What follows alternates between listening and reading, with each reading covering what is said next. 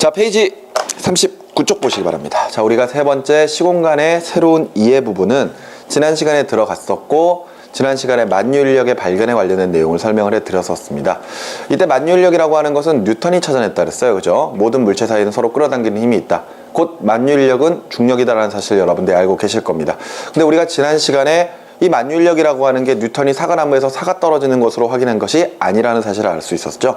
바로 케플러의 법칙의 제3법칙인 조화의 법칙과 뉴턴의 운동 법칙을 통한 공식의 정리, 그 과정에서 우리는 실질적으로 등속 원운동에 관련된 운동까지 접목을 시켜서 우리가 조화의 법칙으로 만유인력의 법칙을 유도할 수 있다라는 사실을 살펴보았습니다. 근데 선생님이 지난 시간에 이야기했었던 것 중에서 조화의 법칙으로 만유인력 법칙을 유도하는 과정은 생각보다 복잡하다라고 이야기를 했었죠. 그렇기 때문에 실질적으로 그 유도 과정이 문제에 나오기는 좀 힘듭니다. 대신에 조화의 법칙으로 만유인력의 법칙이 유도가 가능하다면은 거꾸로 만유인력의 법칙으로 조화의 법칙이 유도되는 것, 그것도 성립을 해야 된다는 것. 근데 그거는 의외로 쉽게 성립이 돼버리거든요. 그죠? 그렇기 때문에 그런 과정은 한두 번 정도 다뤄줄 수 있지 않겠느냐라는 게 선생님이 지난 시간에 이야기했었던 내용입니다. 물론 여러분들한테 수능 시간에 수능 보고 있는데 그 공식적으로라는 말은 안 하겠죠. 그렇지? 근데 어느 정도 기본 기는 익혀놔야 되지 않겠느냐, 그렇게 선생님은 생각을 합니다. 자, 어찌됐건 우리가 지금 보고 있는 이 시공간과 이외에서는 첫 번째 만유인력의 발견은 사실 그렇게 뭐 심도 있게 다룰 필요는 없는 내용이었습니다. 도리어 이제부터 들어가게 될 상대성 이론이 중요한 거죠. 맞습니까? 자, 그렇다면은 페이지 39쪽 아랫부분에 특수상대성 이론부터 정리가 되어 있는데, 자, 이 상대성 이론을 일단 좀 간단하게 정리를 좀 하고 가도록 하겠습니다. 상대성 이론은 우리가 보통 동시성의 상대성이라고 표현하면 될 것 같아요. 동시성의 상대성. 예를 들어서 우리가 동시에 보는 것이 다른 관측자에게는 동시에 보이지 않을 수가 있지 않겠느냐. 그리고 서로 다른 현상이라도 같은 현상 아니겠느냐. 그것을 설명하는 게 바로 이 상대성 이론입니다. 뭔가 좀 이상하긴 하죠. 그죠? 자, 그런데 아인슈타인이 상대성 이론을 만들었을 때 두 가지의 상대성 이론을 만듭니다. 특수상대성 이론과 일반 상대성 이론.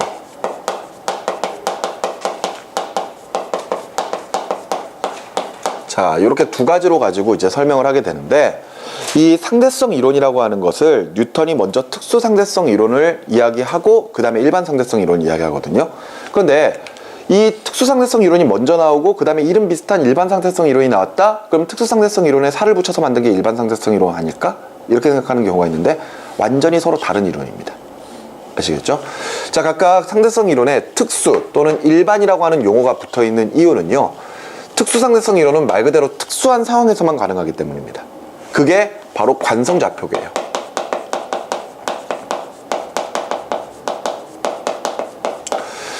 관성이라고 하는 것은 물체가 현재의 운동 상태를 유지하는 것을 이야기합니다. 특히나 이제 정지 상태에 있는 물체가 계속해서 정지 상태를 유지하려고 하는 정지관성이 있고요. 운동하는 물체는 계속해서 등속 직선 운동을 하려고 하는 운동관성이 있습니다. 그래서 관성좌표계라고 하는 것은 물체가 일정한 속력과 일정한 방향으로 움직이는 그런 물체계 내, 그 내에서 바로 저 특수상대성 이론이 적용이 된다는 거죠. 그런데 이때 또 하나 중요한 것은 관성좌표계는 속력이 일정해야 됩니다. 근데 그 속력 자체가 거의 광속에 가까워야 된다는 또 다른 조건들이 있어요. 그렇기 때문에 특수상대성 이론은 우리 주변에서 느끼기가 힘듭니다. 왜? 우리 주변에서 관성 상태로 일정하게 움직이는 물체를 찾기도 힘들 뿐만 아니라 그렇게 움직이는 물체가 결과적으로 광속에 가까운 속도로 움직이지도 않고 있기 때문에 우리가 특수상대성 이론을 이해하기가 힘든 거죠. 자, 그런데 이 특수상대성 이론에서 우리가 다루는 내용이 시간의 동시성의 상대성. 말 더럽게 기네요. 시간의 동시성의 상대성. 그리고 시간 팽창. 길이 수축. 그 다음에 질량 팽창. 이런 내용과 질량 팽창에서는 에너지는 질량에 비례한다라는 E는 mc제곱. 저 공식까지 다뤄보는 게 특수상대성 이론이죠. 그런데 이때 이제 특수상대성 이론 같은 경우에는요, 간단한 계산이 가능합니다. 즉 시간 팽창, 길이 수축, 질량 팽창 또는 에너지는 질량에 비례한다라는 E는 mc제곱, 질량 에너지 등가의 법칙이라고 하거든요. 저 공식을 통해서 간단한 계산을 합니다. 아셨습니까? 그런데 일반 상대성 이론은요, 특수 상대성 이론과 완전히 다른 이론이에요. 그러면서 앞서 특수 상대성 이론은 특수한 상황에서 가능했다? 그럼 일반 상대성 이론은 일반적인 상황에서도 가능한 겁니다. 이때 일반 상대성 이론은 가속도 좌표계 내에서 일어나요. 가속도 좌표계. 우리 주변에서 가속도 운동을 하는 물체는 찾기 쉽습니다. 그죠? 물체의 속력의 변화가 생기는 거고. 그지? 근데 그런 좌표계 내에서 상대성 이론이 적용되는 것을 일반 상대성 이론이라고 표현을 하죠. 오케이? 근데 이 일반 상대성 이론에서는 등가 원리, 그 다음에 빛의 휘어짐, 시간 팽창, 블랙홀, 이런 부분들을 쭉 다루거든요. 그런데 일반 상대성 이론도 계산을 할 수가 있습니다. 그런데 너무 어려워요. 그렇기 때문에 일반 상대성 이론은 절대 계산 문제가 나오지 않습니다. 실질적으로 내용 살펴보셔도 일반 상대성 이론에서는 일반 상대성 이론만을 놓고 봤을 때는 계산 문제는 없어요. 단 등가 원리에서 관성력에 관련된 문제가 나올 수는 있죠. 하지만 그거는 차후 문제고, 결과적으로 계산은 특수상대성 이론에서 주로 다뤄지는 부분이다, 이렇게 생각을 하시면 되겠습니다.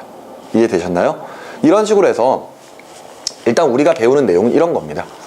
당시에 아인슈타인이 특수상대성 이론과 일반 상대성 이론을 각각 발표할 때 학회에 있는 사람들에게 이런 상대성 이론을 완벽하게 이해할 수 있는 사람은 아마 전 세계에서 나를 포함해서 3명밖에 없을 것이다 라고 호언장담을 했습니다.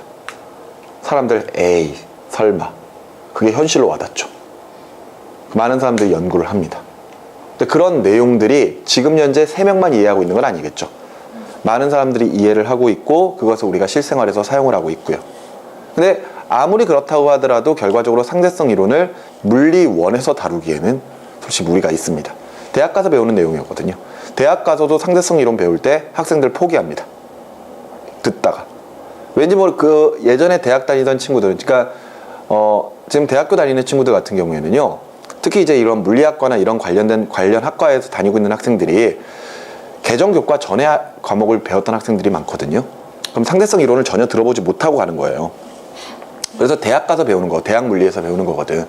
근데 대학 물리에서 상대성 이론이 나온다? 근데 상대성 이론이 딱 나오면 그 전부터 상대성 이론이 대단하다는 걸 알고 있잖아요. 그러니까 마음가짐이 다른 상태에서 수업에 임한단 말이에요. 아, 내가 상대성 이론을 뽀개보겠다. 수업 시간 한 10분 지나면 학생들이 펜을 놓고 포기하기 시작을 해요. 그러니까 진짜 그냥 멍하니 그냥 교수님이 앞에서 필기하시고 설명하시는 것을 반은 듣고 반은 흘리고 반은 들었는데 튕겨 나가고 막 이러고 있습니다. 그러니까 그 정도로 어려운 과목이에요. 그런데 사실 굉장히 어렵지만 어찌됐건 여러분들 눈높이에 맞춰서 그렇게 어느 정도 문제가 출제될 거라는 거, 그렇게 생각하시면 됩니다. 선생님도 굉장히 궁금했었어요. 작년에 이제 처음으로 이 개정교과를 배운 학생들이 수능을 봤거든요. 그러면서 이제 당시에 이제 물리를 준비했던 학생들과 같이 수업을 하면서 그런 생각을 했었습니다. 도대체 수능에서는 저 상대성 이론이 어떤 식으로 문제에 다뤄질까? 특히 특수상대성 이론과 일반 상대성 이론. 어차피 둘 중에 어려운 것은 일반 상대성 이론이지만 물리원에서는 도리어 특수상대성 이론이 더 어렵거든요. 일반 상대성 이론은 너무 쉽습니다. 문제 자체는. 그러니까 도대체 특수상대성 이론에서 만약 계산 문제 같은 것들이 나온다면 어떤 식으로 나올까, 이렇게 약간 좀 걱정을 했었는데 나름 문제는 할만하더라고요. 어렵지 않았습니다. 대신에 어느 지점을 포인트로 보느냐가 학생들에게 도리어 문제가 됐었습니다. 그러니까 어찌됐건 그거는 뒤에 가면서 이야기를 할 거고, 이런 식으로 우리가 상대성 이론을 다뤄본다, 이렇게 생각을 하시면 되겠습니다. 자, 그렇다면은 교재에 나와 있는 39쪽에 대한 내용 먼저 보도록 하겠습니다. 자, 먼저 특수상대성 이론에 대한 내용인데요. 제일 먼저 나와 있는 것은 마이컬슨과 몰리 실험에 대한 내용입니다. 자, 그 전부터 좀 이야기를 해야 될 것 같네요. 자, 과거의 빛은요, 파동이라고 생각을 했었습니다. 파동. 그런데 빛이 가지고 있는 특성상 파동이 가지고 있는 특성, 즉 반사, 굴절, 회절, 간섭 같은 이런 현상들이 다른 파동에서 나타나는 것처럼 빛에서도 나타났기 때문이에요. 그래서 당시의 사람들은 빛을 파동이라고 생각을 했고, 그래서 빛을 파동으로 정의 내린 다음에 여러 가지 현상들을 설명을 하려고 합니다. 그런데 문제는요, 빛이 다른 파동들과 다른 특징을 가지고 있었다는 거죠. 예를 들어서 광전 효과라고 하는 실험이 있는데, 빛을 금속판에다가 쪼여주면은 금속판에서 전자가 튀어나오는 현상이 있는데, 그것은 파동으로 설명을 할 수가 없는 현상이거든요. 근데 그런 현상이 일어났다라는 것, 또는 뭐 뉴턴 링 같은 그런 현상들도 있어요. 뭐 어찌됐건 그런 현상들이 있는데 그게 설명이 안 되는 거야. 그런데 더 큰 문제는요, 일반적으로 우리가 알고 있는 파동은요, 파동의 전달에 꼭 파동을 전달해주는 물질인 매질이 존재하거든요. 음파 같은 경우에는 공기, 물결파는 물, 지진파는 땅, 이런 식으로 항상 매질이 존재를 해야 되는데, 빛은 매질이 없어도 전달이 되더라 이거죠. 오케이?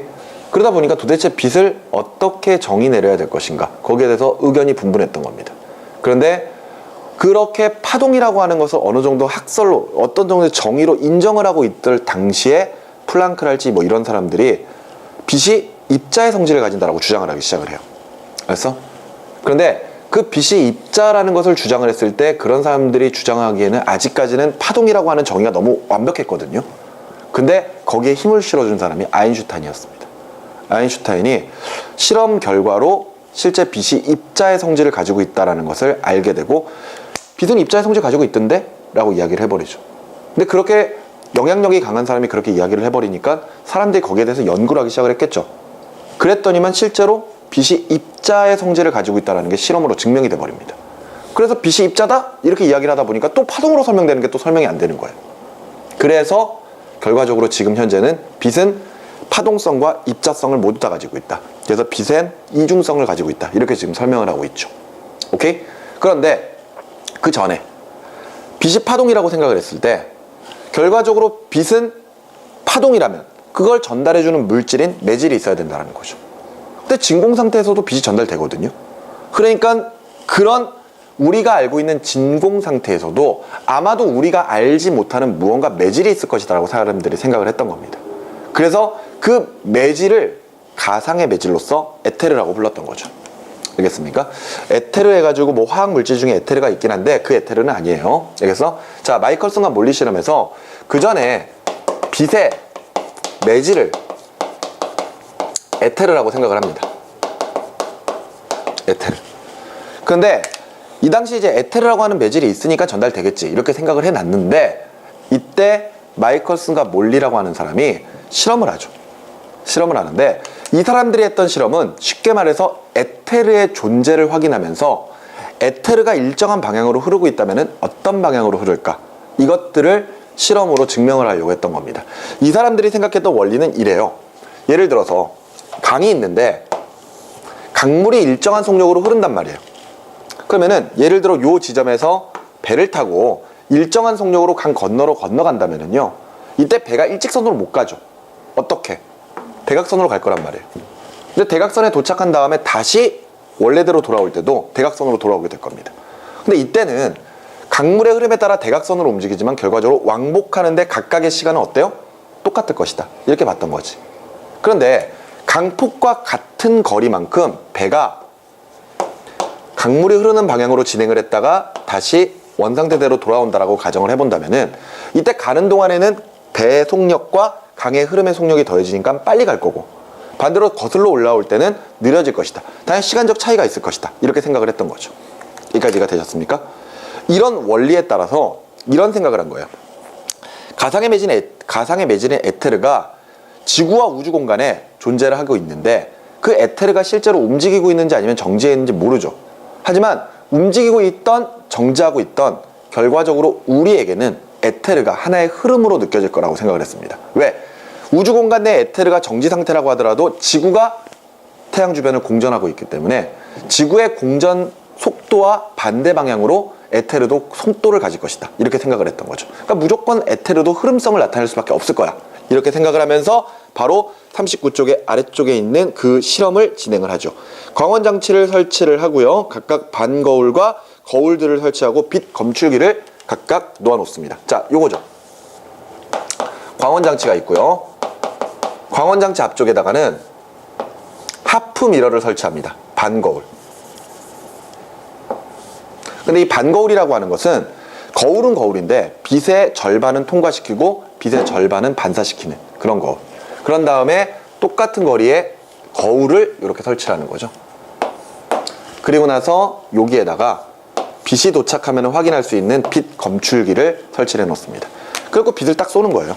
그럼 빛을 쐈을 때 빛이 쭉 진행을 하다가 반거울에 맞고 반사되어서 요 거울까지 갔다가 다시 반사되어서 요렇게 들어오는 하나의 경로를 생각을 했었습니다. 근데 이 빛의 일부는 똑같은 빛이에요. 반거울을 통과를 해서 반거울에 다시 반사가 된 다음에 다시 반사되어서 이렇게 들어올 거라고 생각을 했던 겁니다. 그러면서 결과적으로 어떤 에테르의 흐름이 있다면은 얘네들이 각각 수직 방향으로 움직이는 방향이 조금씩 다르니까 결과적으로 두 빛이 도달할 때 걸리는 시간 자체가 다를 것이다. 이렇게 예측을 하고 실험을 하거든요. 근데 결과는 어느 경우에나 동일하게 빛이 검출되었다는 거. 따라서 마이컬슨과 몰리는 에테르의 존재와 그 흐름 방향을 확인하려고 했던 실험을 진행을 했었지만 결론은 어땠습니까? 도리어 에테르는 없다라는 것. 그리고 빛은 어떤 상황에도 속력이 변하지 않는다라는 그런 사실을 알게 된 거죠. 자, 이렇습니다. 그래서 마이컬슨과 몰리 실험의 결과,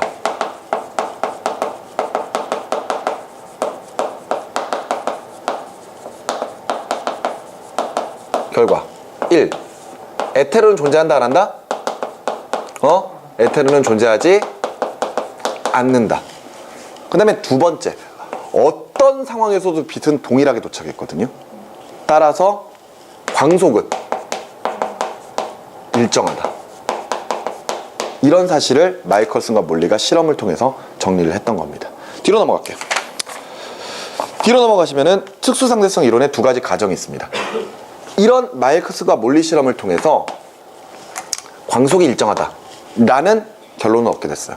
근데 그것을 본 아인슈타인이 바로 저 가정을 통해서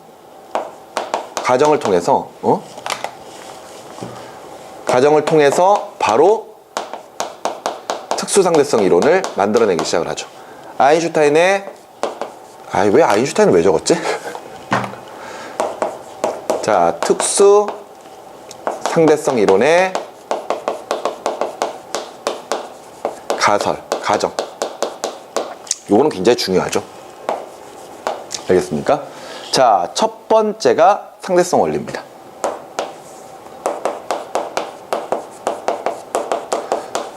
그리고 두 번째가 앞서 마이컬슨과 몰리 실험에서 알아낸 결론, 광속 불변의 법칙입니다.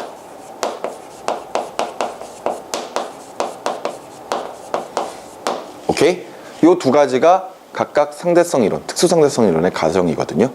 그런데 여기서 이제 상대성 이론 이러면은 아인슈타인밖에 생각이 안 나요.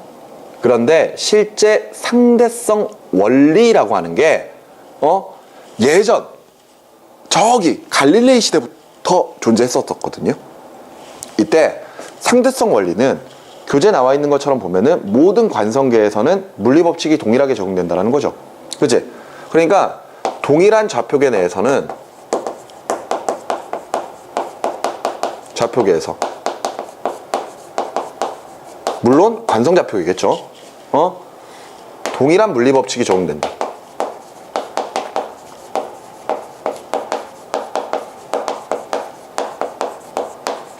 여기서 이제 물리법칙이라고 하면은 가장 대표적으로 뉴턴의 운동법칙 같은 거 생각하시면 됩니다. 아시겠습니까? 근데 이거는 아까 내가 얘기했듯이 아인슈타인부터 이야기한 게 아니라요. 훨씬 그 전에 갈릴레이 시대부터 계속 이야기하던 거예요. 갈릴레이, 뉴턴 다 상대성 원리 이야기합니다. 자, 갈릴레이가 살고 있던 당시가 천동설과 지동설이 충돌하던 시기였어요. 기억나시나요? 천동설과 지동설. 지구 중심 이론인 천동설은 지구 주변으로 태양이 돌고 있다는 거였고요. 지동설은 태양 중심 이론으로서 태양 주위를 지구가 돌고 있다는 이론이었거든요. 근데 갈릴레이는 여러분들이 알고 있다시피 지동설을 증명했던 사람입니다. 그죠? 그러면서 그 놀라운 이야기를 하잖아요. 그래도 지구는 돈다. 그 이야기를 갈릴레이가 한단 말이야. 법정에서. 죽을까봐. 죽을 뻔한 기회를, 죽을 뻔한 것을 간신히 살아난 다음에 그래도 지구는 돈다. 이렇게 이야기를 했었단 말이에요. 근데 이 당시에 천동설을 주장하던 사람들이 이런 생각을 합니다. 보세요. 그러니까 천동설과 지동설 학자들이 서로 간에 이렇게 대립하고 있었겠죠.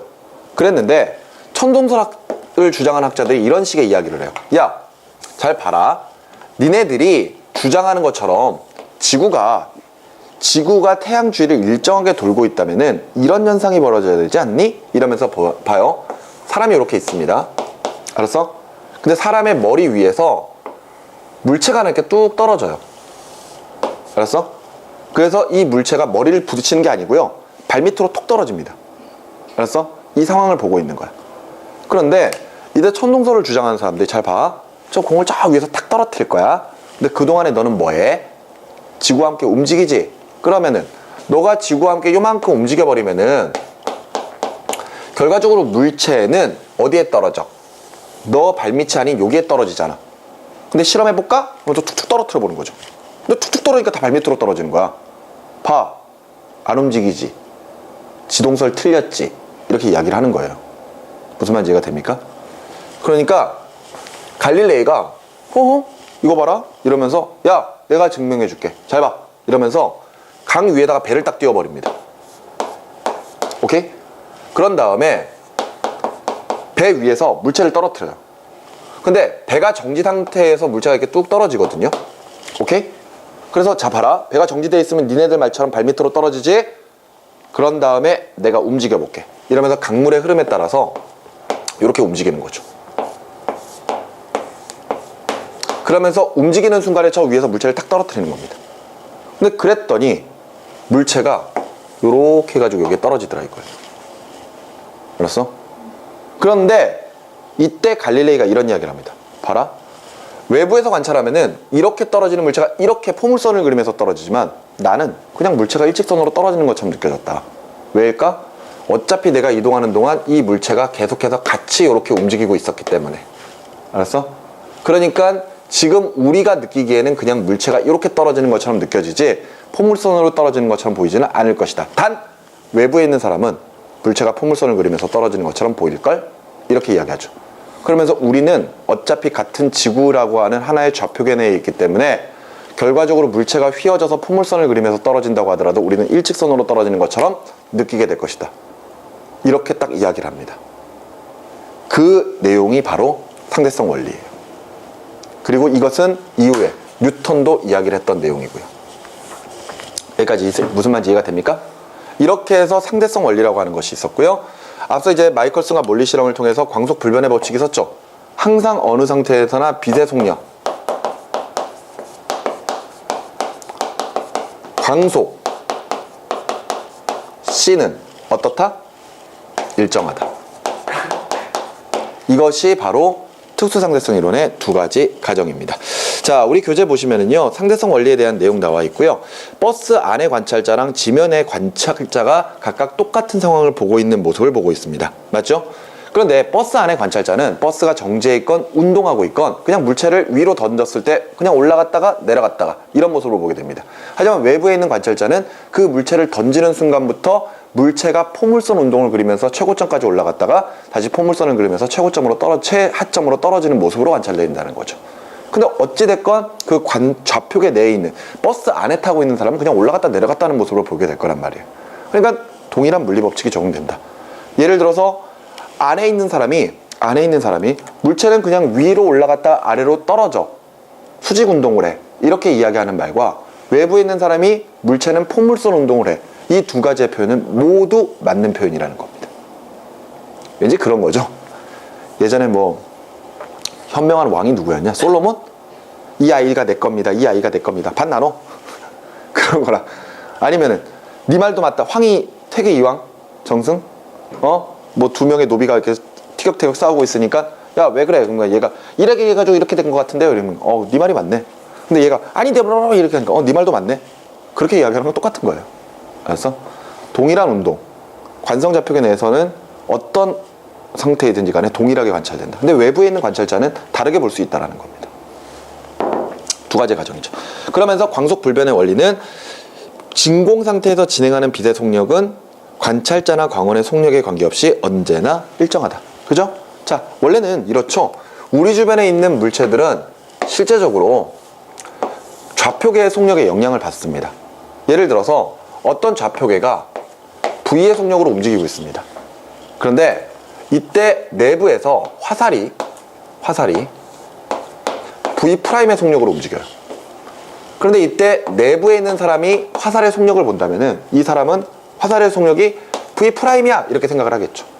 하지만 외부에 있는 사람은 저 화살의 속력을 봤을 때 이 속력과 이 속력이 더해져서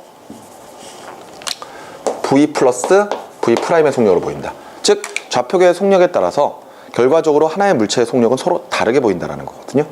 하지만 광속이 일정하다라는 마이컬슨과 몰리 실험에 따라 어떤 상황에서도 광속 자체는 변한다, 변하지 않는다? 변하지 않는다라는 게 증명이 됐단 말이에요. 그래서 나중에 여러분들이 문제를 풀 때 문제 조건에서 옳은 것과 틀린 것을 고르고 또는 기역, 니은, 디귿 고를 때 광속이 다르다라는 표현이 나오면 무조건 제해버리시면 됩니다. 무조건 틀려요. 아셨습니까? 광속이 달라지는 경우는 절대 없거든요. 알겠어? 이렇게 해서 정리를 하시면 되겠습니다. 이런 거는 일반적인 거지만 광속 자체는 절대 변하지 않는다라는 거 알았지? 그거 꼭 기억을 해두시기 바래요. 자, 그러면서 이제 특수상대성 이론에 의한 현상들을 좀 살펴볼 건데요. 자, 앞서 이야기했던 것처럼 우리가 특수상대성 이론에서는 크게 시간의 동시성의 상대성이라고 하는 것과 알았니? 시간 팽창, 길이 수축, 그리고 더 나아가서는 질량 팽창 또는 질량 에너지 등가의 법칙까지 볼 겁니다. 아시겠죠? 근데 제일 먼저 봐야 되는 것은 먼저 시간의 동시성의 상대성입니다. 아시겠죠? 자, 이거 정리하고 가도록 하죠.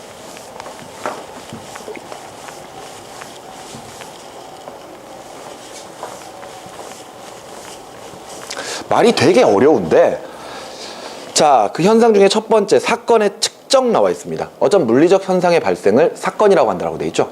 그지? 그러면서 사건을 측정한다라는 것은 그 사건이 발생한 좌표와 시간을 측정한다라는 것. 예를 들어 빛이 번쩍거리는 것도 사건이죠. 우리는 주로 이런 사실들을 보게 될 겁니다. 그런데 우리가 이제부터 다뤄야 될 내용이 뭐? 동시성의 상대성. 다른 표현으로 시간의 동시성의 상대성. 이렇게 좀 이야기를 합시다. 그래야지만 좀 개념 자체가 잡히거든요. 시간의 동시성은 뭐야? 시간이 동일하다. 근데 상대성은 뭐니? 다르다. 이 뜻이죠. 그지? 시간의 동시성, 같은 시간으로 봐요. 하지만 상대성, 다른 시간으로 봅니다. 이 말은 아까 그 이야기랑 똑같아요. 네 말도 맞고 네 말도 맞다. 그 이야기입니다. 내용 보도록 하겠습니다. 그림같이 지면에 정지해 있는 관찰자에 대해 오른쪽으로 일정한 속도로 운동하는 우주선 안의 중앙에서 빛을 발사해서 각각 빛이 양 끝에 도달하는 데 걸리는 시간을 측정하는 거죠. 맞지? 그런데 이런 상황이 펼쳐집니다. 우주선이 이렇게 생겼다고 쳐봅시다. 우주선이 이렇게 서 있는 상태에서 중앙에 설치된 광원 장치에서 빛을 발사시킬 거예요. 이때 빛은 양쪽으로 뻗어져 나가서 한 빛은 여기에, 또 한 빛은 여기에 도착을 할 겁니다. 근데 이때 빛이 각각 양 끝에 도달했을 때 각각 사건이 일어났다라고 표현할 것이고요. 이때 왼쪽 벽에 충돌했을 때를 A 사건, 오른쪽에 충돌했을 때를 B 사건이 일어났다라고 이야기를 할 겁니다. 그런데 이때 내부에 있는 관찰자가 이 두 개의 사건을 측정을 해요. 그러면 이때 중앙에 설치된 광원 장치에서 빛들이 양쪽으로 뻗어 나갔을 때 각각 빛의 속력은 광속 C로 앞으로 나아가게 되겠죠. 그러면서 중앙에 설치되어 있으니까 요 사이의 거리는 두 거리가 어때야 된다? 같아야 된다. 그렇다면 저 내부의 관찰자는 두 빛이 양 끝에 도달하는 데 걸리는 시간이 결과적으로 어떻게 보일 것이다? 같게 보일 것이다. 따라서 내부의 관찰자는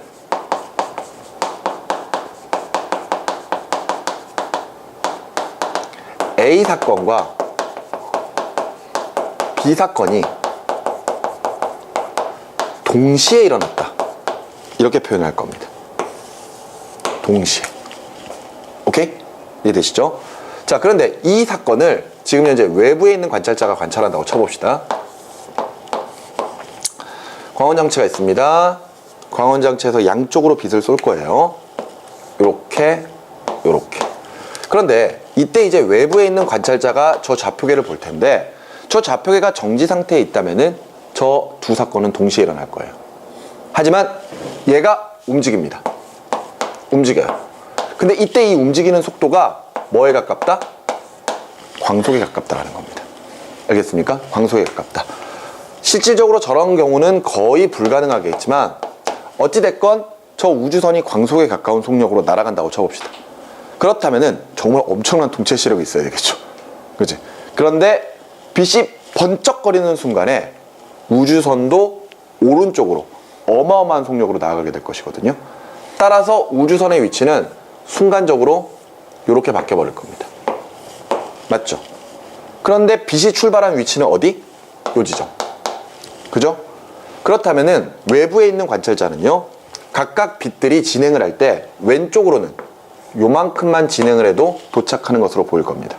그죠? 광원의 위치 자체가 안 바뀌니까. 너무 빨라서 그래요, 좌표계가. 그래서 광원 장치가 같이 쓱 따라가 버리는 게 아니라 저 빛이 출발하는 위치는 고정되어 있단 말이에요. 근데 왼쪽 벽이 너무나 빠른 속도로 다가와 버리는 거죠. 그지? 근데 B 사건은 어떻습니까? 이만큼을 가야지만이 도착하는 것처럼 보일 거거든요. 따라서 이때는 A 사건과 B 사건이 각각 일어나는 시간 자체가 서로 다르다고 느끼는 겁니다. 그래서 외부 관찰자는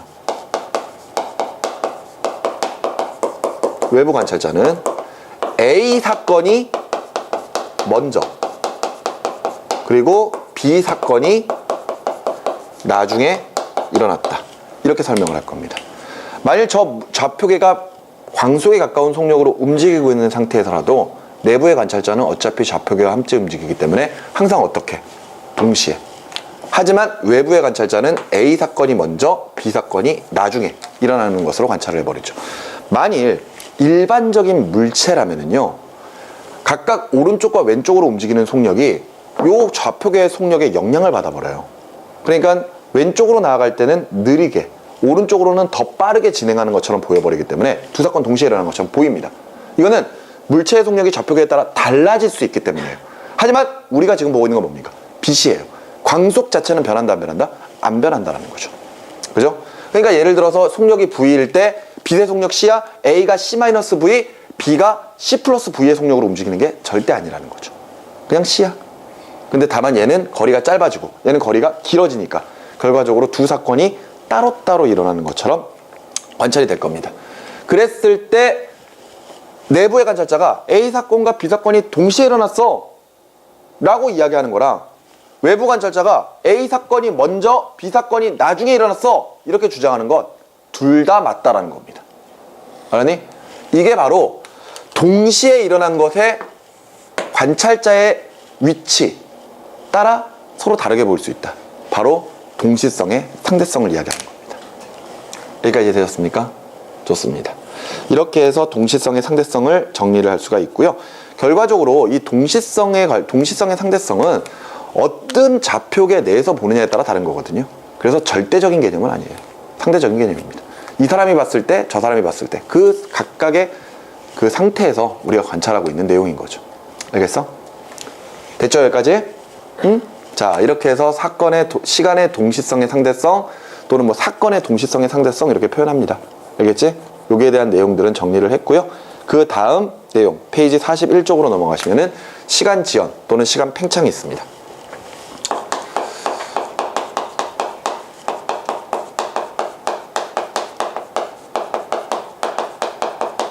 들어가기 앞서서 하나 좀 물어봅시다.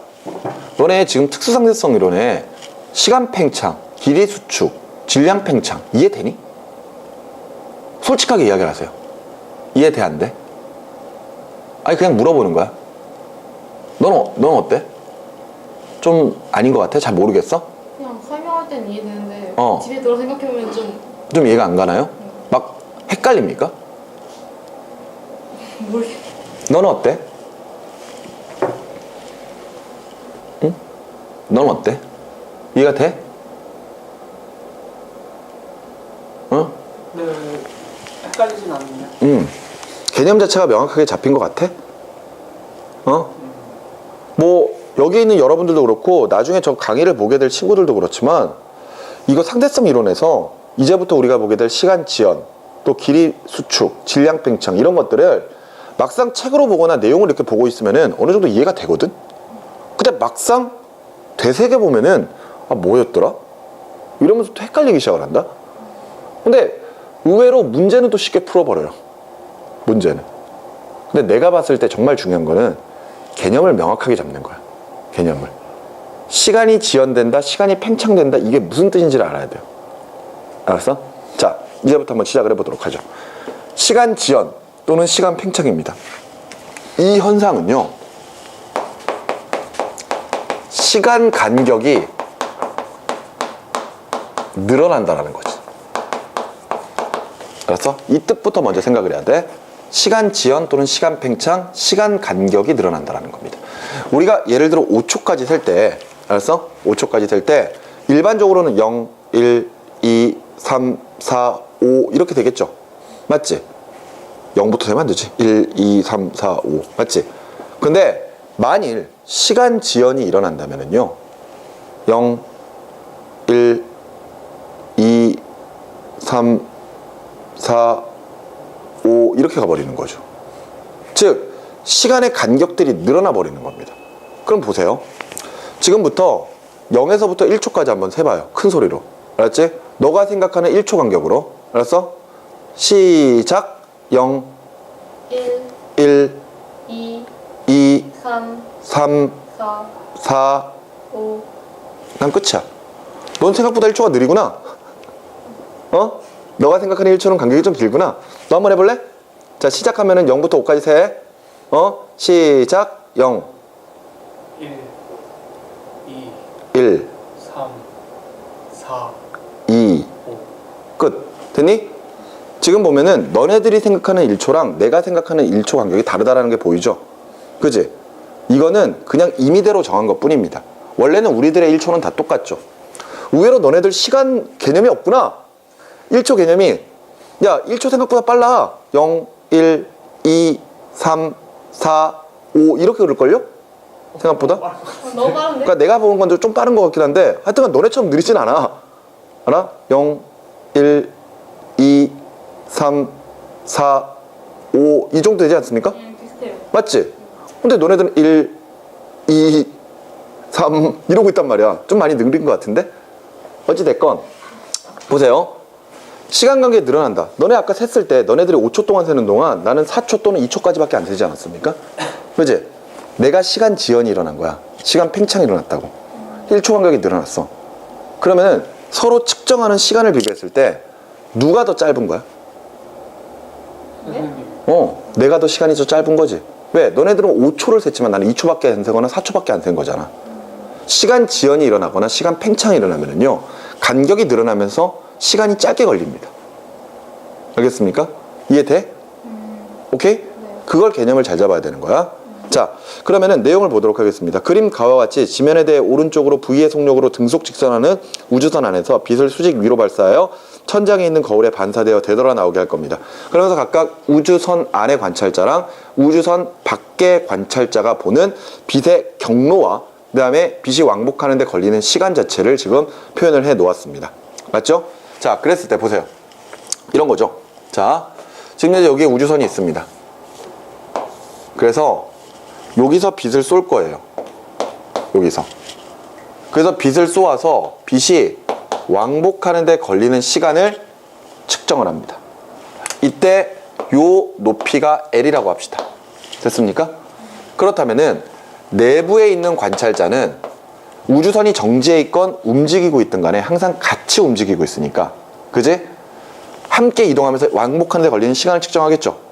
그러면은 내부의 관찰자가 측정하는 시간을 T0라고 합시다. 알았어? 내부의 관찰자가. 그럼 이 내부의 관찰자는 T0의 시간을 속력분의 거리로 측정하면 되는 거니까, 그지? 빛은 광속 C로 움직이죠? C분의 왔다 갔다 하니까 EL로 측정을 하겠네요. 여기까지 이해가 됐죠? 근데 이 상황에서 우주선이 V의 속력으로 나아갑니다. 근데 이 V의 속력이 뭐에 가깝다? 광속 C에 가까운 겁니다. 그러면서 이제 외부의 관찰자가 그 상황을 보고 있는 거죠. 그런데 빛을 팡 쏘는 순간에 우주선은 어마어마한 속력으로 오른쪽으로 이동을 할 거거든요. 그렇기 때문에 팡 쏴가지고 빛이 여기에 딱 도착하는 순간에 이미 우주선은 여기 정도까지 와버리는 겁니다. 맞죠? 그래서 빛이 여기에 딱 도착을 한 거야. 그러니까 다시 되돌아가야 되잖아. 되돌아가는 동안도 우주선이 이만큼을 앞으로 가버리는 거죠. 그래서 여기에 도착을 하는 겁니다. 그렇다면은 내부에 있는 사람은 그냥 빛이 수직으로 왕복하는 것처럼만 보이겠지만 외부에 있는 사람은 빛이 이런 경로를 따라서 움직이는 것처럼 보일 거란 말이에요. 이해가 됩니까? 그러면 지금 현재 요 삼각형을 하나 이렇게 그려봤을 때 지금 현재 여기서부터 여기까지 지금 가는데 걸리는 시간, 즉 외부의 관찰자가 측정하고 있는 시간을 t라고 생각을 한다면요. t. 알겠습니까? 그러면은 지금 현재 여기서부터 여기까지의 거리는요. 지금 현재 우주선이 무슨 속력으로 나아가요? v의 속력으로 나아가죠. 그렇다면 v의 속력으로 t 시간 동안에 가는 거리니까 전체 거리를 vt라고 표현할 수 있을 겁니다.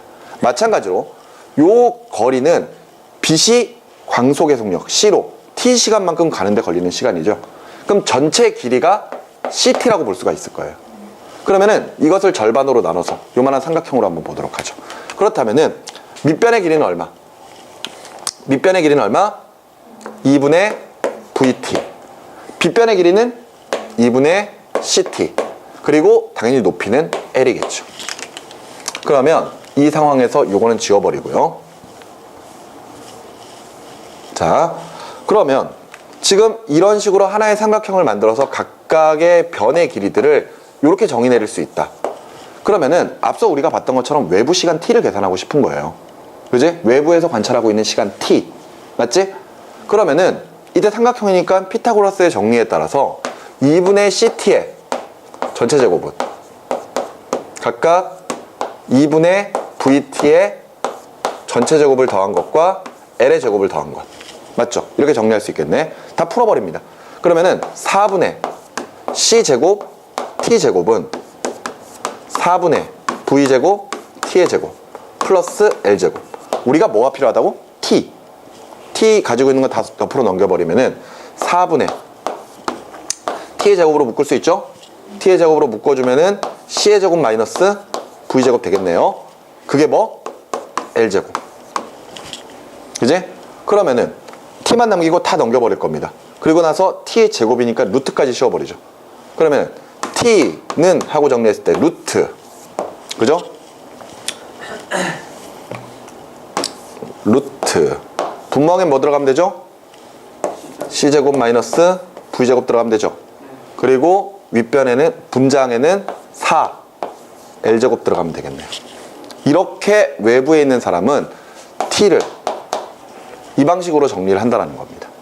그런데 우리는 이 값이 중요한 게 아니라 내부에 있는 사람이 보는 시간과 외부에 있는 사람이 보는 시간 자체를 비교하고 싶은 거거든요. 이때 내부에 있는 사람은 이 시간으로 측정을 했습니다.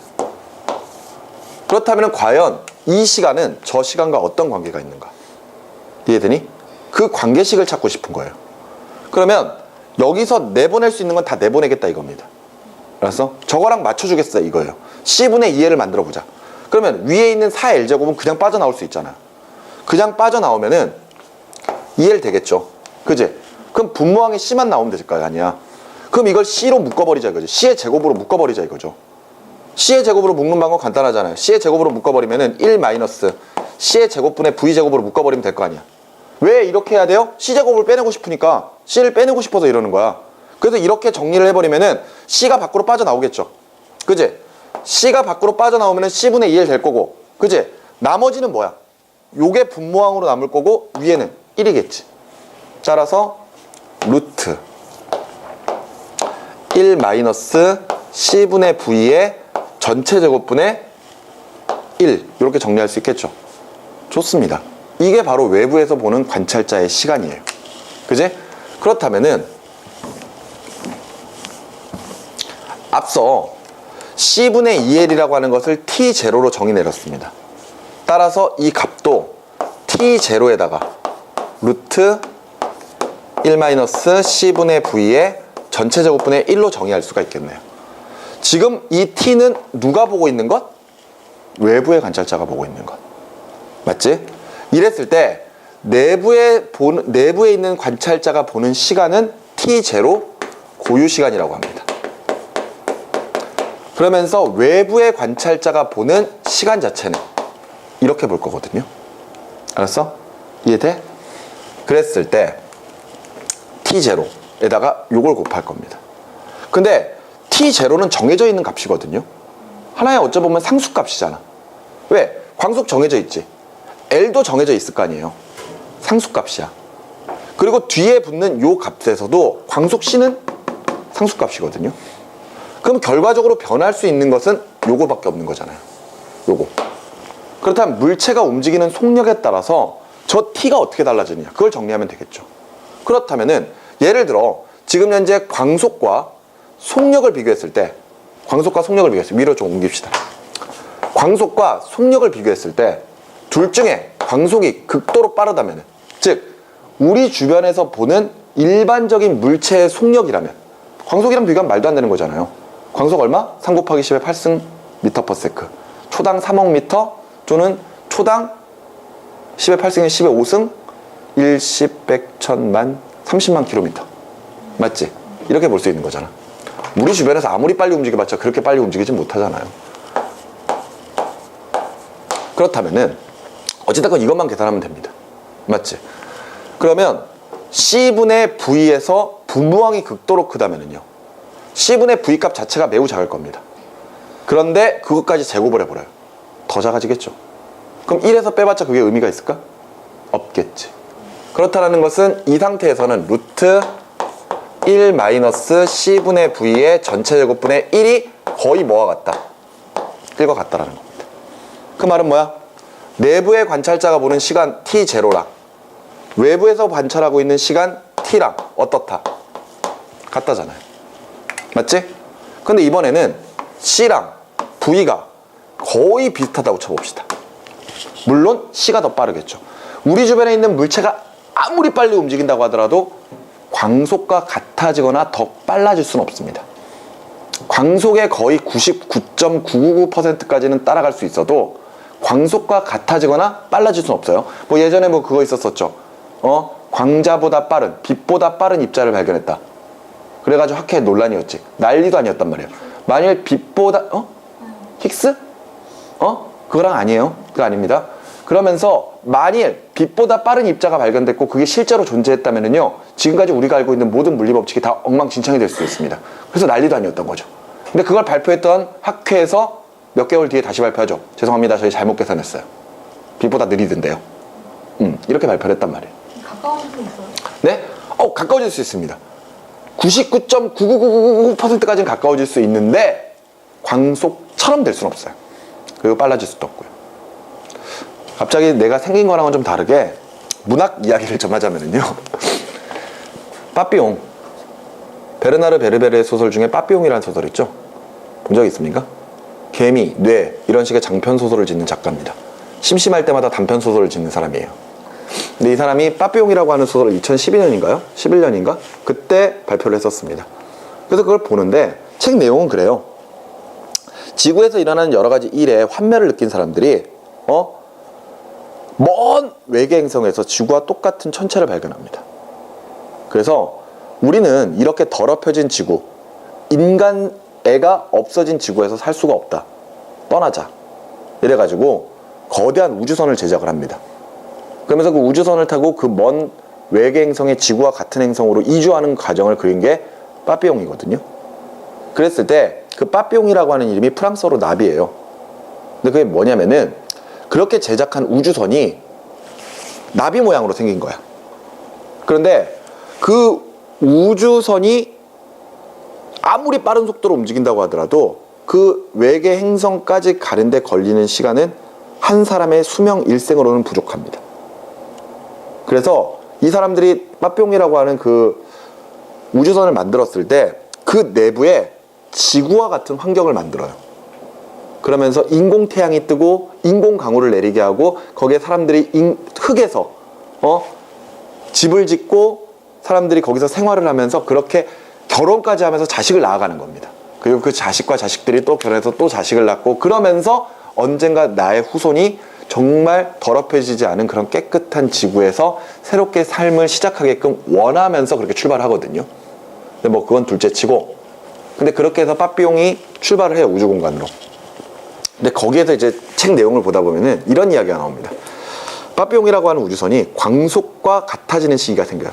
같아지든가 아니면 광속에 거의 근접하든가. 그런데 그 원리는 굉장히 간단합니다. 우주는 진공 상태, 그죠? 무중력 상태잖아요. 그러니까 진공이라고 하는 것은 방해하는 입자들이 없다라는 뜻이거든요. 그러니까 말 그대로 관성 상태가 유지될 것이다. 그렇다면은 우주선의 엔진을 끈다고 하더라도 우주선의 속력은 일정하게 유지가 되겠죠. 그 상태에서 조금씩 연료 분사를 하면서 가속을 하게 되면은 그 가속되는 것만큼 속력은 빨라질 거 아니야. 하지만 엔진 꺼도 속력은 일정하게 유지될 거다. 그래서 차근차근 속력을 높여가는 거야. 그러면서 언젠가 광속에 도달한다. 이렇게 해서 그 먼 외계행성으로 여행을 가는 겁니다. 근데 그게 불가능하다라는 거죠. 특수상대성 이론을 보시면 알 수 있습니다. 어찌됐건 광속과 속력이 거의 가까워진다면, 정말 빠른 속도로 움직인다면, 그러면 이때 C분의 V 값을 볼 겁니다. 이때 C분의 V 값이 V가 거의 C랑 같다면은 이 값 자체가 그렇게 작지도 않을 거예요. 하지만 분명한 건 1보다는 작겠죠. 근데 예를 들어서 C와 V를 비교했을 때 V가 예를 들어서 광속의 80%, 0.8C 정도라고 생각을 한번 해보도록 합시다. 그러면은 C분의 0.8C라고 넣었을 때 이 값 자체가 0.8이 나와버리죠. 그럼 0.8의 제곱은 0.64예요. 근데 0.64는 1에서 0.64를 뺐을 때 그 분모항이 무시할 수 없는 값이 돼버리거든요. 맞죠? 그렇다는 것은 V 값이 0.8C에 해당한다면은 1-C분의 V 제곱은 0. 얼마가 되는 거야? 36이 돼버리는 거지. 그럼 결과적으로 분모항은 1보다 작은 값이 돼버리기 때문에 이 전체 값이 어떻게 된다? 1보다 큰 값이 될 것이다. 그렇다는 것은 1-C분의 V의 전체 제곱분의 1이 무조건 1보다 어떻다? 크다. 그러면은 지금 현재 T0랑 T를 비교했을 때 내부의 사람은 T0로 보고 있습니다. 외부의 사람은 T로 보고 있어요. 그런데 이때 외부의 사람 T는 T0에다가 1보다 큰 값을 곱해버리죠. 따라서 그 값이 어떻게 될 것이다? 크게 보일 것이다. 이 말은 무슨 얘기입니까? 내부의 사람이 측정하고 있는 시간과 외부의 사람이 측정하고 있는 시간 자체가 달라요. 봐. 개념 잘 잡아야 돼. 그래서 이게 팽창한 게 아니야. 알았니? 외부의 사람이 10년이라고 측정을 했습니다. 근데 내부의 사람은 8년을 측정한 거예요. 오케이? 그러면 외부에 있는 사람의 입장에서는 지금 현재 내부에 있는 사람의 시간이 10년 동안 8년밖에 안 늘은 거거든요. 맞지? 그럼 1초 간격이 어떻게 된 거야? 늘어난 거지. 이해가 돼? 그게 시간 지연인 거야. 알겠어? 즉 시간 지연이라고 하는 것은 지면에서 측정한 정지되어 있는 좌표계에서 광속에 가까운 속도로 날아가는 물체를 바라봤을 때 같은 상황을 시간으로 측정한다면은 외부 사람의 시간을 길게 측정해 버리는 겁니다. 알았어? 외부 사람의 시간을 길게 측정해요. 똑같은 상황인데 내부는 8년을 측정하고 외부는 10년을 측정합니다. 외부 사람이 길게 측정한단 말이야. 정지되어 있는 좌표계가. 근데 그게 시간 지연이 아니야. 알았어? 헷갈리면 안 돼. 그게 시간 팽창이 아닙니다. 외부에 있는 사람이 10년을 측정했어. 그럼 내부에 있는 사람은 8년밖에 안 늘었잖아. 그렇다면 그 내부에 있는 사람의 시간 자체가 1초 간격이 늘어났다라고 생각을 하는 거예요. 그게 시간 지연인 겁니다. 이해됐나요? 8년의 시간이 늘어난 게 아니라 8년의 시간이 10년으로 늘어난 걸 시간 팽창이라고 하는 게 아니라 10년과 8년이 같아야 되는 거니까 8년 간격이 늘어나야 되는 거잖아. 그게 시간 지연. 참 헷갈릴 수 있는 많은 요소들이죠. 그 말은 뭐야? 시간 지연은 누구한테 일어나는 거야? 시간 지연은 내부의 사람이 시간 지연이라는 거지 외부가 늘어나는 거니? 그렇죠, 내부죠. 그 말은 뭐예요? 빠르게 움직이는 물체 내의 시간이 시간 팽창이 이루어져 버리는 겁니다. 빠르게 움직이는 물체 자체의 시간이 길어지는 거예요. 시간이 팽창됩니다. 됐죠? 그랬을 때 자, 우리가 외부의 사람이 측정하는 시간을 계산하기 위해서 요 공식을 썼습니다. 이때 이 값을 수식적으로 증명한 사람의 이름을 따서 이것을 뭐라 부르죠?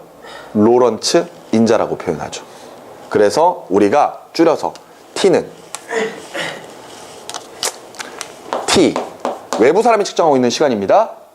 T는 내부에서 측정하는 고유 시간에다가 로런츠 인자를 곱한다. 이렇게 표현하게 되는 거죠. 됐나요? 근데 로런츠 인자는 외워두실 필요가 있습니다. 물론 수능에서는 만일 로런츠 인자를 사용한다면 분명히 보여줄 가능성이 높습니다. 하지만 상식적으로 이 정도를 하고 있는 학생들이라면 정리해 두실 게 필요하다는 거죠. 됐나요? 그러면 다시 여기서 바꿔서 C가 V보다 월등히 크다면 로런츠 인자는 거의 뭐에 가깝다? 1에 가깝다. 그런데 V랑 거의 비슷해진다면 로런츠 인자는 1보다 크다. 이래서 외부 사람이 더 시간을 길게 측정한다. 길게 측정한다는 게 시간 팽창이 아니라 그랬습니다. 맞죠? 내부의 사람의 시간이 늘어나고 있는 거예요. 빠르게 움직이는 물체 내의 시간이 팽창된다. 그 내용을 보시면 되겠습니다. 됐죠? 근데 우리가 이제 특수상대성 이론에서 다루는 내용이 시간 팽창, 길이 수축, 질량 팽창 이런 것들이 있다 그랬잖아요. 그런데 시간 팽창만 이해를 하시면은 나머지는 그냥 따라갑니다. 알겠습니까? 이렇게 보도록 하죠. 보세요. 이제부터는 시간 지연이 아니라 길이 수축을 보도록 할게요. 길이 수축.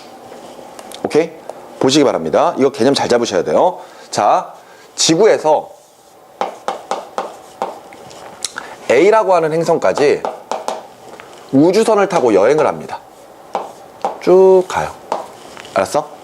근데 우주선 내에 있는 사람이 자신이 여행하는 데 걸리는 시간과 그 다음에 그 거리를 측정을 할 거예요. 알았어? 그리고 이때 지구에 있는 한 관찰자가 역시 마찬가지로 이 A 행성까지 가는데 시간과 이 거리를 측정을 할 겁니다. 그런데 이때 지구에 정지되어 있는 관찰자가 요 거리를 딱 쟀는데 그 거리를 L0라고 한번 해보도록 합시다. 알겠지? 정지에 있는, 지구에 있는 관찰자가 측정한 거리가 L0예요. 알았어? 그리고 이 사람이 측정하고 있는 거리, 요 거리를 L이라고 한번 좀 해보도록 합시다. 색깔로 구별해놨죠? 알았어? 빨간색은 지금 현재 빠르게 움직이는 물체, 그리고 노란색은 지구에 정지되어 있는 사람. 그러면서 시간까지 측정한다 그랬잖아요. 맞지? 그러면은 이 사람은 빠르게 움직이는 물체 내에 있으니까 고유 시간 측정해야 되겠지. T0. 알았어? 지구에서부터 A까지 가는데 걸리는 시간 T0를 측정할 겁니다. 그리고 이 사람은 무슨 시간을 측정해야 돼? T를 측정해야 되는 거지. 여기까지 이해가 됩니까? 우주선은 지금 현재 V의 속력으로 앞으로 나아가고 있어요. 됐어? 그럼 잘 봐. 이때 요 사람부터 한번 이야기를 해보도록 합시다. 지구에 있는 관찰자는요, 지구, 즉 정지 상태에 있는 사람은 지금 현재 요 L0라고 하는 거리를 측정을 할 겁니다. 맞죠? 그러면은 L0는 그지? 거리니까 속력 곱하기 시간 해주면 되겠죠. 맞죠? 우주선의 속력이 얼마? V. 근데 V의 속력으로 이 사람은 얼마만큼 갔다고 생각을 해요? T만큼 갔다고 생각을 하지. 맞지? 그러니까 V에다가 T를 곱하는 걸 거 아니야. 이게 지구에 정지되어 있는 사람이 느끼는 거리입니다. 이해됐죠? 그런데 지금 현재 저 우주선 내에 있는 사람, 이거는 지금 관성좌표계잖아요. 그죠? 이 사람이 지금 L을 측정할 거란 말이에요. 이 사람도 똑같은 걸로 측정하겠죠. 그러면은 L은 V의 속력으로 움직여. 근데 얼마의 시간 동안 가? T0만큼으로 갈 거야.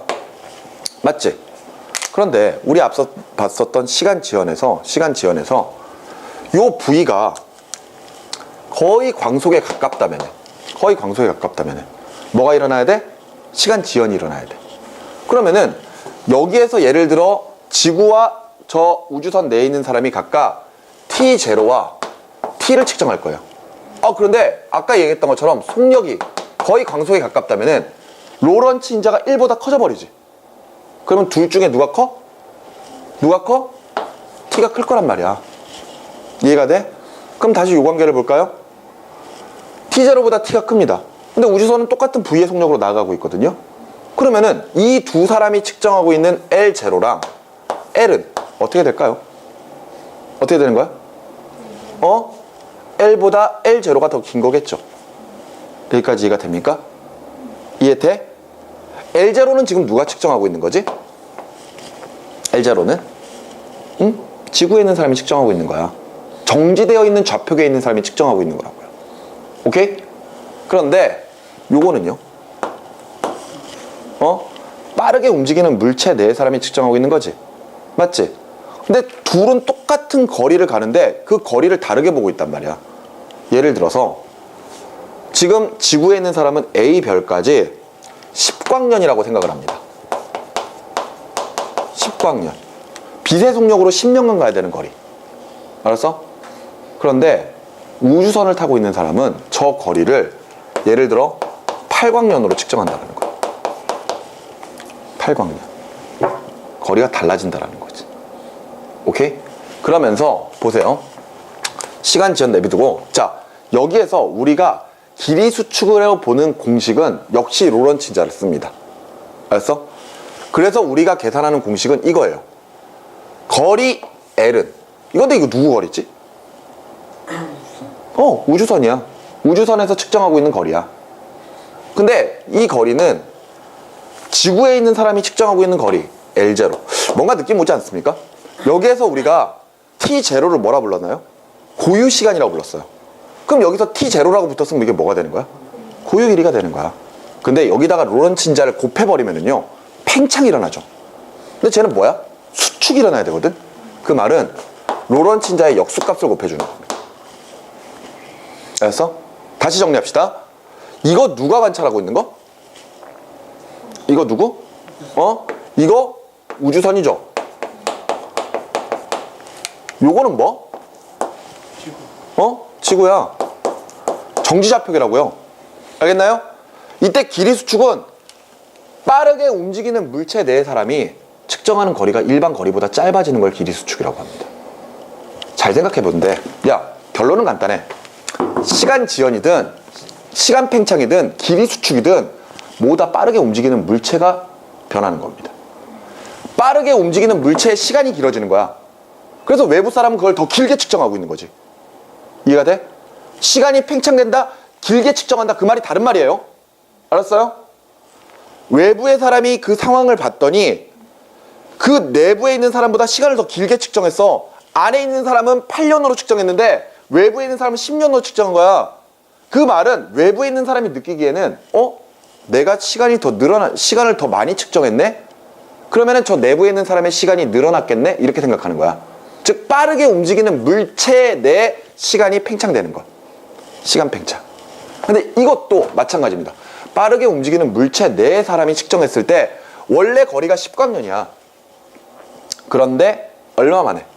8광년 만으로 거리가 줄어드는 거죠. 알았어? 둘 다 빠르게 움직이는 물체 내에서 이런 현상이 벌어지거든요. 무슨 말인지 이해가 됩니까? 이해돼요? 이 내용이 지금 현재 페이지 41쪽에 나와 있는 내용이죠. 페이지 41쪽에 나와 있는 내용. 그런데 봐봐요. 이런 상황을 이렇게 한번 좀 정리를 해보도록 합시다.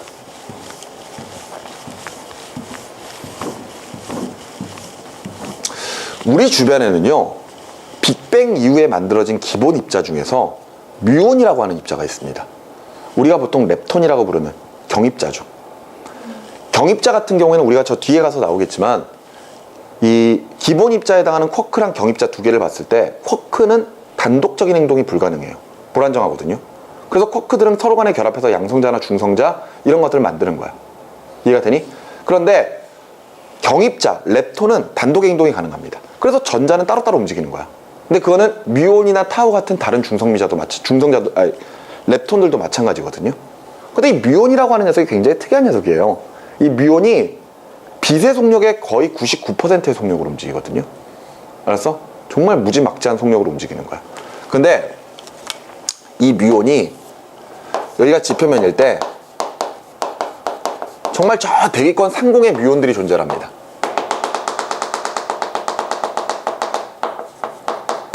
뮤온들. 근데 이 뮤온들이 정말 먼 거리를 슉 떨어지거든. 근데 이때 얘가 떨어지는 속력이 거의 얼마라고? 0.99c야. 여기까지 알겠니? 0.99c. 그러니까 거의 광속의 99%의 속력으로 움직여요. 근데 문제는 말이죠, 저 뮤온의 수명이 너무 짧다라는 겁니다. 뮤온의 수명이 너무 짧아서 아무리 빠른 속도로 떨어진다고 하더라도 저 뮤온들은 지표면에 도달할 수 없어요. 알겠습니까? 이쯤에서 끝나버려야 됩니다. 그런데 실제 뮤온들이 지표면 근처에서 발견이 된다는 거죠. 근데 이런 뮤온들이 발견되는 것을 어떻게 설명해야 되느냐 이거야. 이것을 특수상대성 이론의 시간 팽창과 길이 수축으로 설명할 수 있습니다. 오케이? 이런 내용이죠. 보세요. 지표면에 있는 관찰자의 입장에서 뮤온이 지표면에서 떨어져서 존재하는 것을 설명을 해보겠습니다. 알았어? 누구의 입장? 지표면에 있는 사람의 입장입니다. 이 뮤온의 수명을 T0라고 할 거예요. 왜? 저 빠르게 움직이는 물체잖아. 그 안에서 측정하는 시간은 뭐라고? 고유시간. 맞지? 저게 수명이에요. 알았어? T0가 뮤온의 수명입니다. 자, 그런데 뮤온이 훅 떨어집니다. 0.99C로. 알았어? 원래 그렇진 않지만 예를 들어서 뮤온의 수명이 2초라고 해봅시다. 그래서 원래대로 2초 만에 떨어지면은 여기까지밖에 못 떨어진다고 가정을 하세요. 알았어? 예를 든 겁니다. 그런데 자, 지표면에 있는 사람이 뮤온을 관찰합니다. 빠르게 움직이는 물체 내의 시간이 어떻게 된다고요? 시간이 팽창한다. 맞습니까? 그 말은 뭐예요? 이 사람이 측정하고 있는 뮤온의 시간, 수명, T는요, T0보다 어떻다? 크다. 맞습니까? 맞잖아요. 이해돼? 그 말인즉슨 원래 뮤온의 수명을 2초라고 가정을 했을 때, 얘가 2초라고 가정합시다. 그럼 이 사람은 2초보다 훨씬 긴 시간으로 측정한다는 거 아니야? 예를 들어서 이 사람이 측정하는 시간은 2초보다 훨씬 든 5초 막 이렇게 측정을 해버리는 겁니다. 그러면 5초 안에는 충분히 여기까지 떨어질 수 있다는 거예요. 알겠어? 이해돼? 근데 그 5초 동안 진짜로 뮤온의 수명이 5초만큼 늘어나 버리는 게 아니라 어떻게 간다는 거야?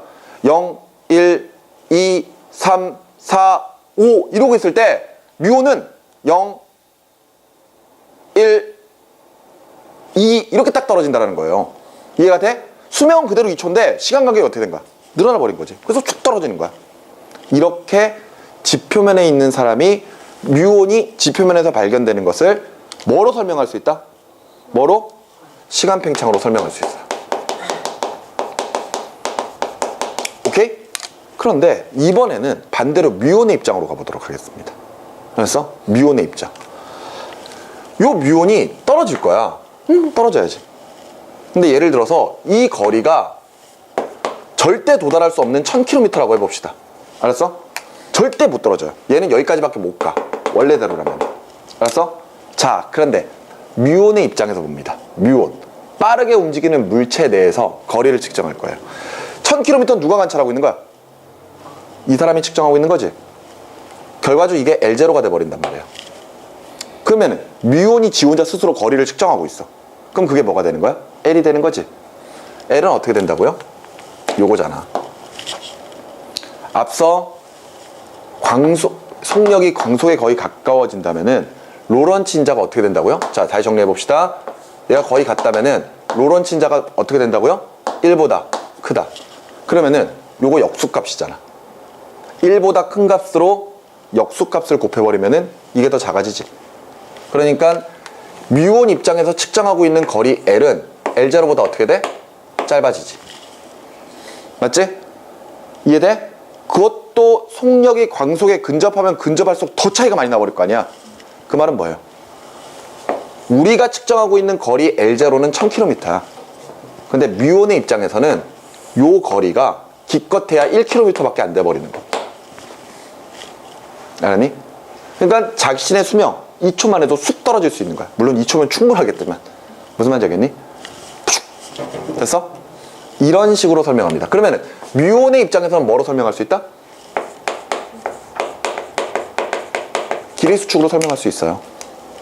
이해되셨나요? 이렇게 굉장히 뿌듯해하는 얼굴인데?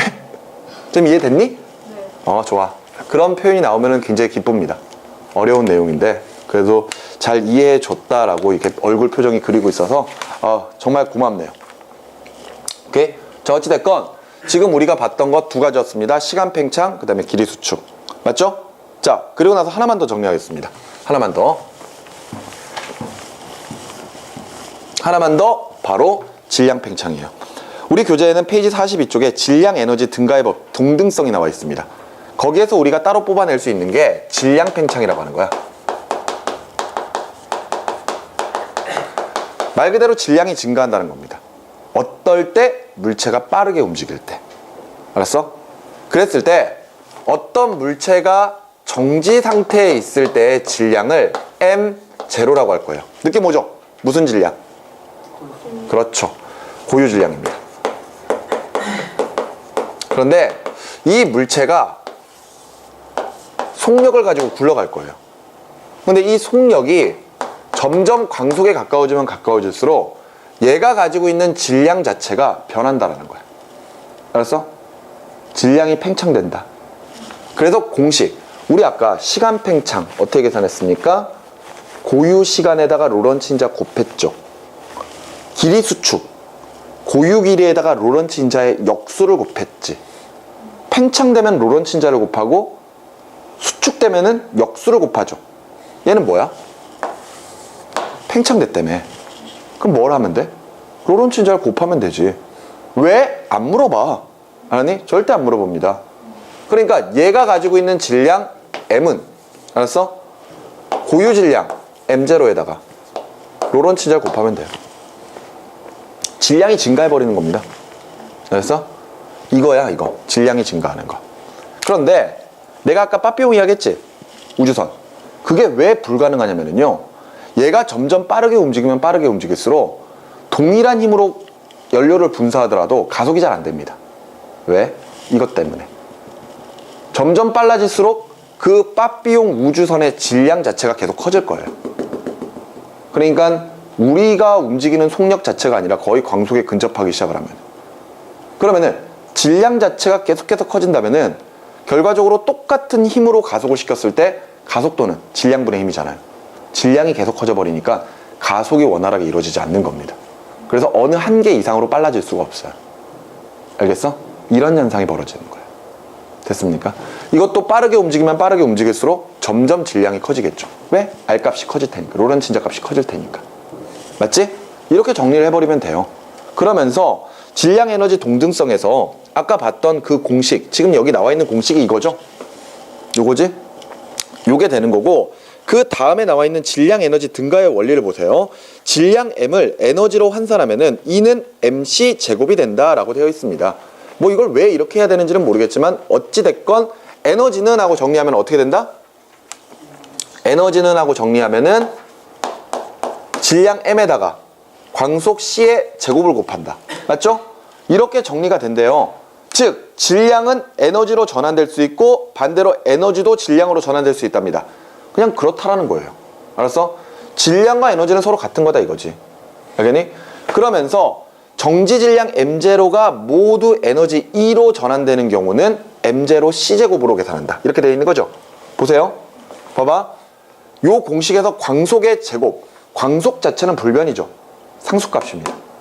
그럼 우리는 여기에서 에너지는 뭐에 비례한다? 질량 M에 비례한다. 이렇게 설명할 수 있습니다. 우리 보통 역학적 에너지를 생각해 보면요, 운동의 에너지는 정지 상태에서 에너지가 얼마야? 0이죠. 물체가 V의 속력으로 움직이면은 운동 에너지는 2분의 1 mV의 제곱으로 된단 말이에요. 그런데 정지 상태에서도 에너지를 가지고 있습니다. 왜? 에너지는 질량에다가 광속의 제곱을 곱한 것으로 또 계산할 수 있으니까. 그 말은 정지 상태죠? 정지 상태에서의 에너지는 M0에다가 C제곱을 곱해주는 거예요. 알았어? 그런데 우리가 예를 들어 이 물체에게 힘을 줘서 일정 거리 이상 밀어줍니다. 내가 일을 해주는 거지? 일이 뭐로 바뀌어? 운동 에너지로 전환되는 거야. 알았어? 그랬을 때 요거 봐. 이때 운동하죠? 운동할 때 에너지는 얘 질량이 얼마야? M이지? 맞지? 거기에 C제곱 곱하면 돼요. 알았어? 이게 운동 에너지라고. 그런데 여기서 내가 해준 1이 있을 거 아니야. 1은 F 곱하기 S예요. 알았어? 그러면은 예를 들어서 지금 현재 요 운동 에너지를 계산을 해봤더니 이 에너지를 10 m0 c 제곱으로 표현할 수 있다. 오케이? 그렇다면은 이때 내가 해준 1의 크기는 얼마냐 이거죠. 내가 해준 1만큼 에너지가 증가했을 거 아니야. 그래서 얼마까지 됐어? 요거까지 된 거지. 이해돼? 그럼 내가 해준 1은 얼마야? 10 m0 c 제곱만큼 일해준 거니? 아니지. 왜? 처음부터 얼마 에너지 가지고 있어? m0 c 제곱이 있잖아. 근데 나중에 얼마가 됐지? 10 m0 c 제곱이 됐지? 얼마 증가했어? 9. 9야? 그냥 9로 끝나? 더하기잖아요. 왜 이래? 얼마야? 9 m0 c 제곱만큼 일해준 거지. 그러니까 이해가 되니? 바로 이게 우리가 이야기하는 1 그리고 운동 에너지예요. 하지만 이건 뭐야? 전체 에너지야. 아인슈타인의 특수상대성 이론에서 계산하는 에너지라고요. 정지 상태에서 에너지를 가지고 있어. 알았어? 그러면서 에너지는 질량에 비례하기 때문에 질량이 증가하면 에너지가 증가하고 질량이 감소하면 에너지도 감소한다라는 게 질량 에너지 증가의 원리입니다. 됐습니까? 진짜로 문제가 어떻게 나올지 되게 궁금하지 않습니까? 난 너무너무 궁금해서 밤에 잠도 안 오는데. 너네도 안 그런가 보다? 참 마음 편한 녀석들. 좋습니다. 자, 오늘까지 이 시간까지 해가지고 지금 현재 특수상대성 이론 정리해봤습니다. 그런데 정말 내용 자체가 개념을 잘 잡아야 되는 거야. 그죠? 누가? 이게 중요한 거잖아. 그렇지 않아? 시간 팽창이 누가? 그지? 길이 수축이 누가? 어차피 결론 정해져 있어. 빠르게 움직이는 물체. 근데 표현이 그렇지가 않단 말이에요. 외부에 측정하고 있는 사람의 시간이 길게 측정된다. 이러니까 외부에 있는 사람의 시간이 팽창됐고 이런단 말이지. 맞지? 근데 그 뜻이 아니잖아. 그것부터 헷갈리니까 자꾸 내용 자체가 정리가 안 되는 겁니다. 근데 우리가 나중에 문제를 보시면은요, 이런 개념을 잡아놓은 상태에서 조건을 다르게 하는 거예요. 이 특수상대성 이론이 골 때리는 이유가 뭐냐면은요, 지구의 정지에 있는 사람이 빠르게 움직이는 우주선을 발 때 시간 팽창 길이 수축이 일어나야 되지. 맞지? 그런데 우주선에 타고 있는 입장에서 지구를 바라보면은 우주선에 있는 사람은 자기가 정지되어 있다고 생각을 해요. 지구가 빠르게 물러나잖아. 그럼 또 그 입장에서 또 길이 수축 질량 팽창이 일어나야 돼. 알았어? 그런데 실제로는 우리야.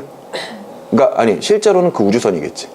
맞지? 우리는 왜? 그냥 지구에 있으니까 기준을 잡는 거죠. 근데 그게 참 애매한 겁니다. 근데 나중에 문제에서 그런 식의 내용들을 물어볼 겁니다. 그래서 처음부터 포인트를 잘 잡아놔야 돼요. 아시겠죠?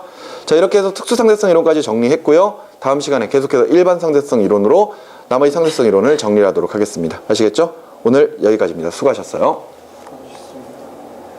시간이 너무 빨리